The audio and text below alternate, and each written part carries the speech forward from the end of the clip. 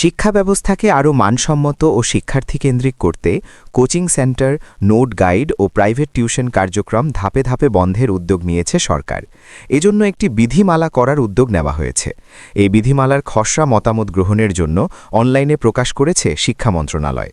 সোমবার ২ ফেব্রুয়ারি শিক্ষা মন্ত্রণালয়ের মাধ্যমিক ও উচ্চশিক্ষা বিভাগ থেকে প্রকাশিত শিক্ষা আইন ২০২৬-এর খসড়ায় কোচিং সেন্টার, সহায়ক পুস্তক, নোট বই, গাইড বই প্রকাশ এবং প্রাইভেট টিউশন নিয়ন্ত্রণে একটি বিধিমালা প্রণয়নের সিদ্ধান্তের কথা উল্লেখ করা হয়েছে।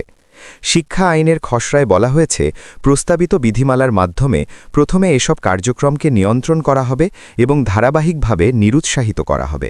এরপর আইনটি কার্যকর হওয়ার ৩ থেকে ৫ বছরের মধ্যে কোচিং সেন্টার স্থাপন, নোট গাইড প্রকাশ ও প্রাইভেট টিউশন কার্যক্রম স্থায়ীভাবে বন্ধ করা হবে। শিক্ষা বিশেষজ্ঞরা বলছেন, কোচিং ও নোট গাইড নির্ভরতা শিক্ষার্থীদের সৃজনশীলতা ও মৌলিক শেখার ক্ষমতাকে মারাত্মকভাবে ক্ষতিগ্রস্ত করছে।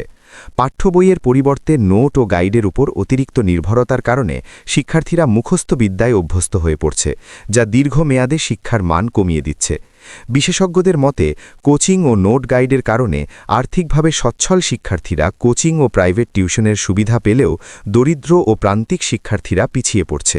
শিক্ষার্থীরা মূল পাঠ্য বই না পড়ে সংক্ষিপ্ত নোট ও গাইডের উপর নির্ভর করছে।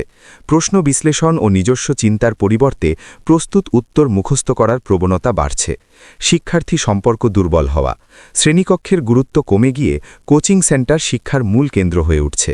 কোচিং নির্ভর প্রতিযোগিতার কারণে শিক্ষার্থীদের ওপর মানসিক চাপ বাড়ছে।